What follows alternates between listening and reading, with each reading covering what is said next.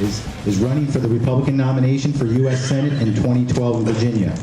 Jamie is a principled conservative leader with a passion for fighting to maintain the founders' vision of constitutionally limited government, fiscal responsibility, free markets, and virtue and accountability.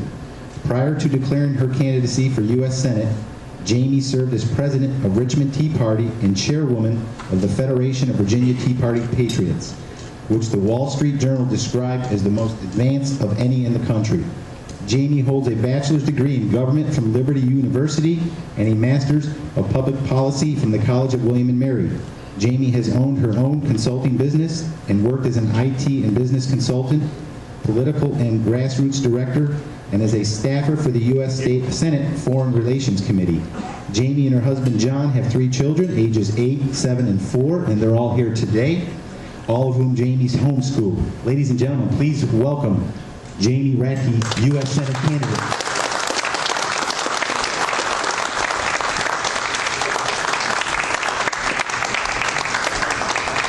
Well, thank you for having me. It's great to be here, and I appreciate the invitation. And I just want to introduce a few people. I have my campaign photographer back here, Luke Radtke.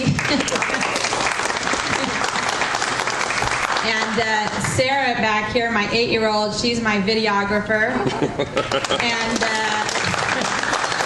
And Abigail is the one that hands out all the literature and the stickers. So I appreciate them, my family, being with me today. And this is my husband, John Radtke, and he's the bus driver. So, you know, one of the things that's great about campaigning is we're able to keep our family together, especially on the weekends we travel together, and then during the week we have a bus driver and campaign staff. But I homeschool my children, and it gives me the opportunity to keep us together while we campaign, because it's a busy time when you're campaigning across the state. So it's a pleasure to be with you here this morning. Let me ask you, how many of you have never heard me speak? Okay, a fair amount. I didn't want to repeat myself if people hadn't heard me speak before. Let me tell you why I'm running. You heard a little bit about what I'm about, but why am I running? I have been involved in political activism for a long time, whether it was at the Senate Foreign Relations Committee, the state, for a political PAC, and most recently been leading the Tea Party movement in Virginia for the last 3 years. And all those times prior to the Tea Party movement was always about opposing or advocating a certain piece of legislation. We'd be opposed to the gas tax increase, we'd be opposed to a sales tax increase. It was always about a particular bill. I found myself thinking about politics in a very different way over the last 3 years. I grew up in a military family. That's actually what brought us to this area. My dad was an Air Force pilot, and he was stationed at Langley Air Force Base, so we've been in Virginia since '83. But prior to moving to Virginia, we lived in West Germany during the Cold War. And my parents were very adamant about showing us history up close and personal, and experience history. And so they took us into East Germany, they took us into West and East Berlin, they took us into the Jewish concentration camps and showed us what that looked like.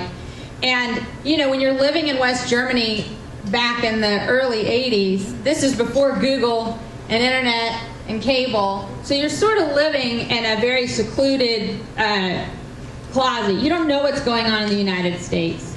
And when we came back to the United States after seeing socialism and communism and tyranny and centralized planning, and came back here, I remember being overwhelmed as a young person by just the abundance of everything we have in this country. It almost overstimulated the mind. I remember going to pulling up to an intersection and seeing 3 gas stations at one intersection. I thought, that is so odd, because it wasn't like that where I had lived for the last 3 years. I've lived in Australia and been in New Zealand. My dad lives in Norway. I've seen a lot. And I can tell you that the United States is by far the exceptional country in this world. It is the exceptional country. I don't know about the rest of you. I'm sure you agree. Not necessarily everyone agrees, unfortunately, nowadays, but I still believe in American exceptionalism. But I don't believe that government is what made us exceptional. I believe that the individual is what made us exceptional in this country. And what concerns me more than anything is it's not about bills anymore. It's not about our grandchildren or even my children's future 25 years from now. It's about what will the next 24 to 48 months look like for our families the next 24 to 48 months. Because there is a distinct feeling that I've had that the America that I've known, this American exceptionalism, the belief in the individual, the belief in the entrepreneur, that all that is being erased right before our eyes. It's being erased, and the substitute is government coming into the four walls of your living room. That's the substitute. They come in and now you're too dumb to choose your health insurance, you're too dumb to choose your car, you're too dumb to know what the flow rate should be on your toilet, you're too dumb to pick your light bulb, and you have government coming in and telling you what to do. You see an irresponsible government increasing food prices, increasing gas prices, probably your retirement's at least cut in half. Your homes are devalued because government knows better than you. Excuse me, but government is not what makes this country exceptional. We make this country exceptional. And there is a mentality in Washington, D.C. right now that just a little more government will make all our problems go away.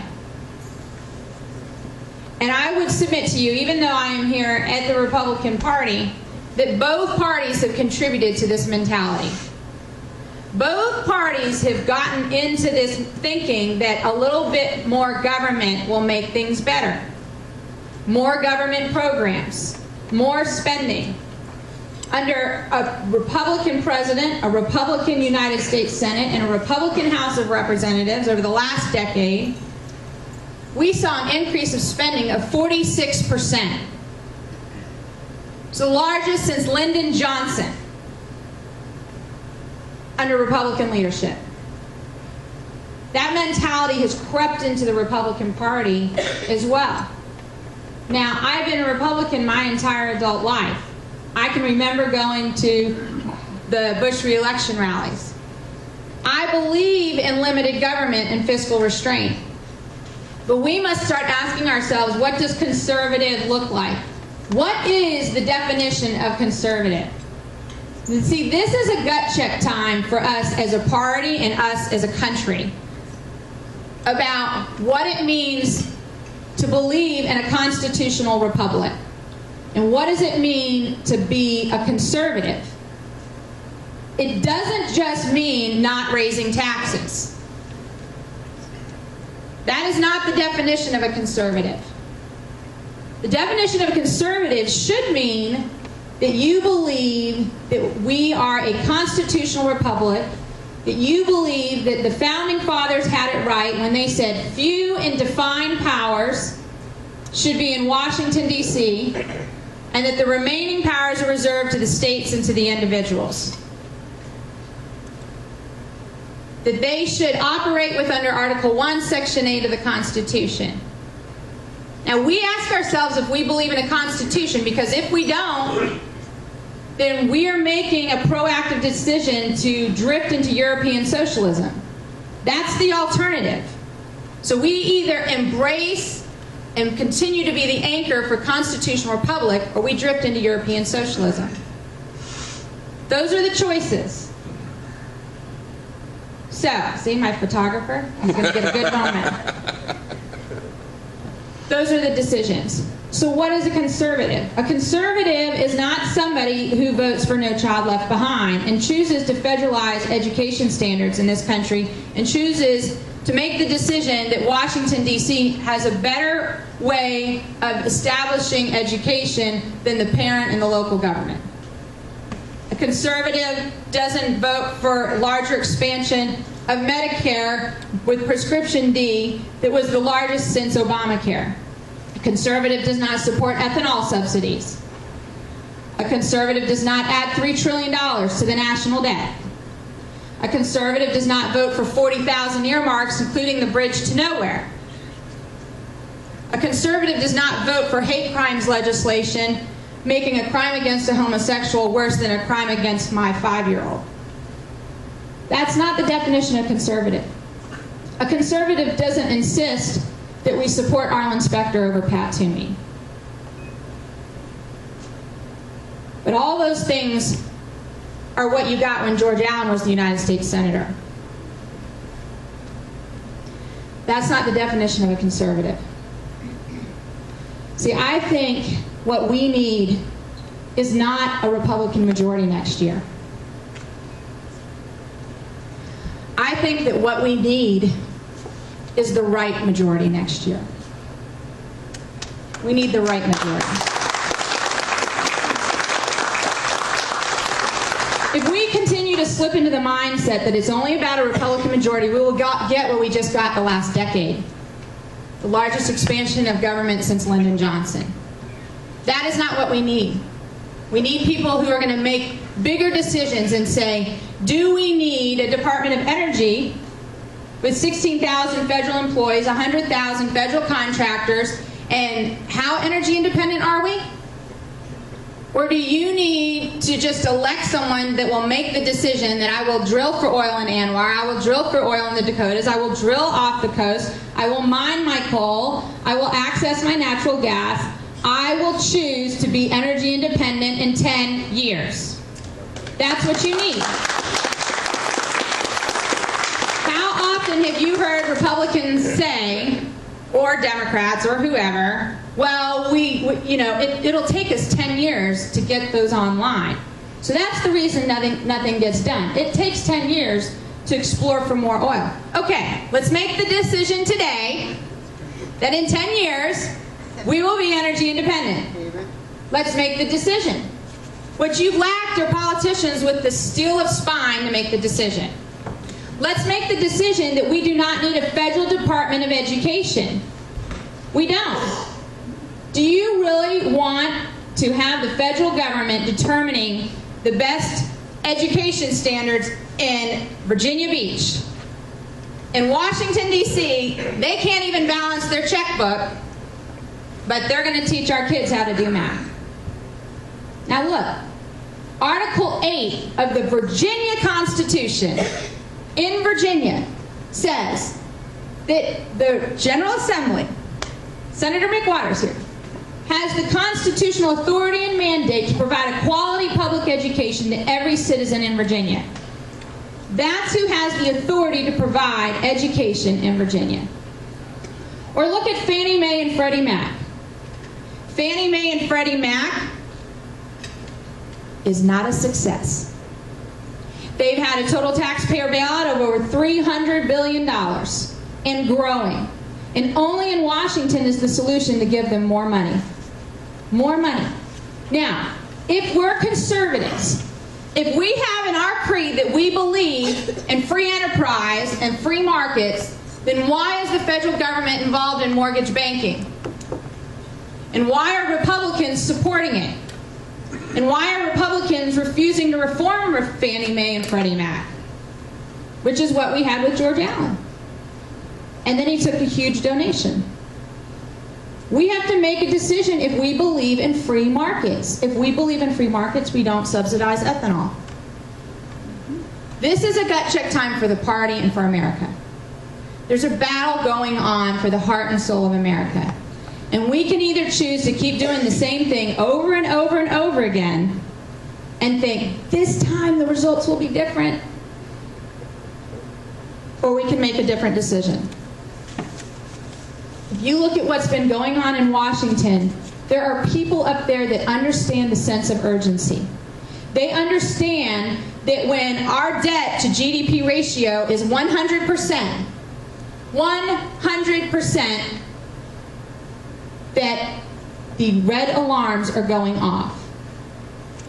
And there are people in Washington, and why I am running, who realize that when you're in an almost $15 trillion debt, that the answer is not to keep digging. And that is what we're getting in Washington, D.C. That is what we've been getting from Democrats, and unfortunately, that's what we've gotten from many Republicans up in Washington, D.C. Because they don't know what the media repercussions will be. We don't have time to worry about that. We are very close to a financial collapse in this country. We keep digging, we dig our way to China. That's what we do. We make ourselves beholden to our enemies. It has to stop. The insanity in DC has to stop. And that means you stop digging. You certainly don't make the promise that you're going to cut $100 billion out of a $14 trillion debt and then don't even do that. You certainly don't promise that you're going to make serious cuts and then choose to raise the debt ceiling and set up unconstitutional super committees. That's not bold leadership. That's not what we need. We need to restore fiscal sanity. And we need to grow this economy. Everybody knows that we're in a serious recession. How do we grow this economy? I will tell you how we grow this economy. You get government out of the way.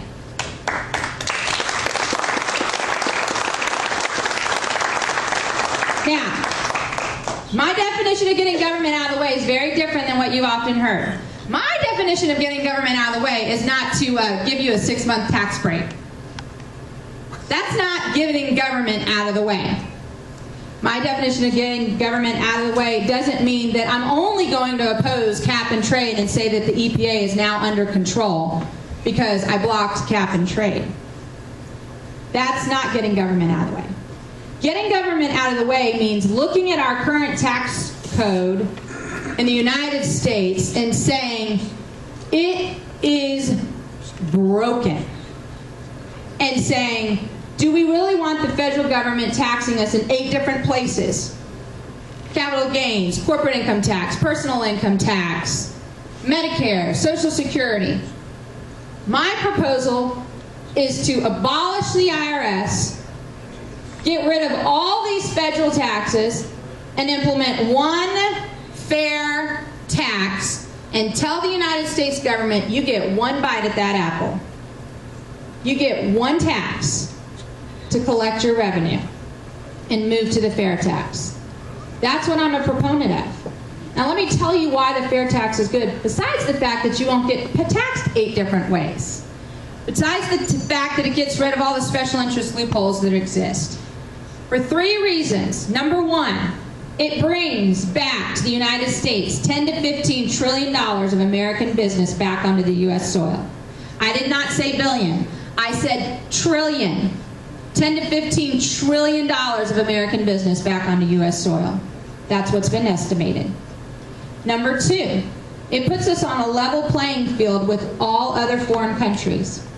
See, what we have going on right now is we tell the American business owner, are there any business owners in the room?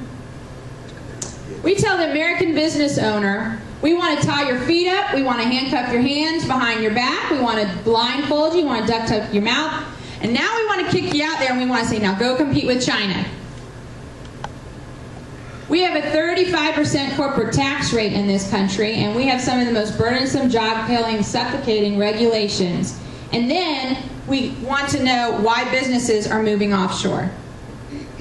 With the fair tax, you have the same taxes for an American business as a business in China that comes in here from China and imports.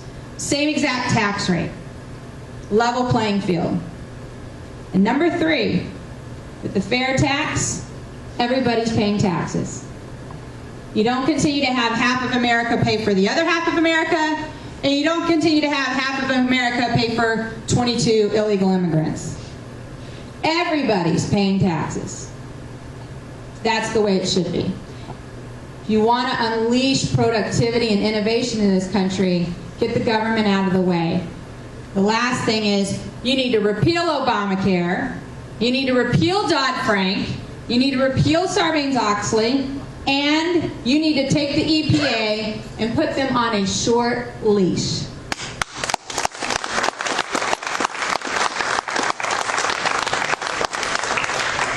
This is how you grow the economy. It's very simple. Less of Washington. More government means less freedom.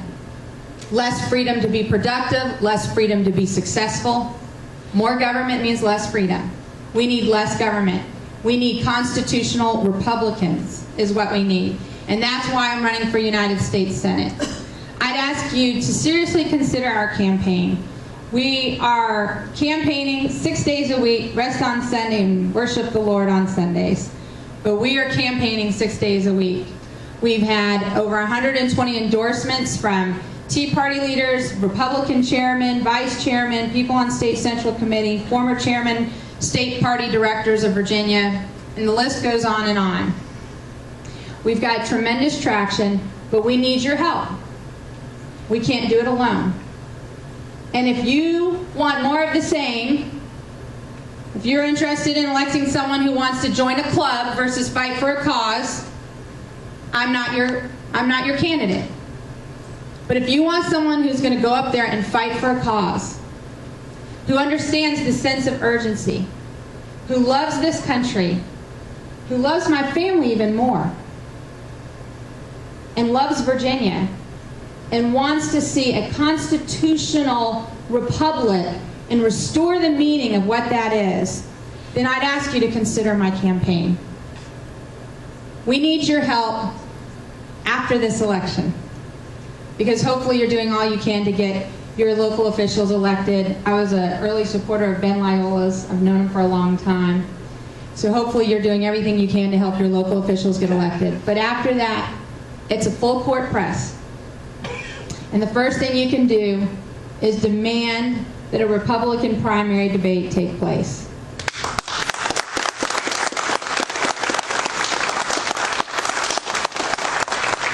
That should offend you more than anything. That's what's wrong with the party. When you think you're too good to debate and that you think you can just circumvent the political process, circumvent the party plan, because I'm the presumptive nominee. That's what's wrong. We need hearty debate in the party. That's what we need. So thank you for your time.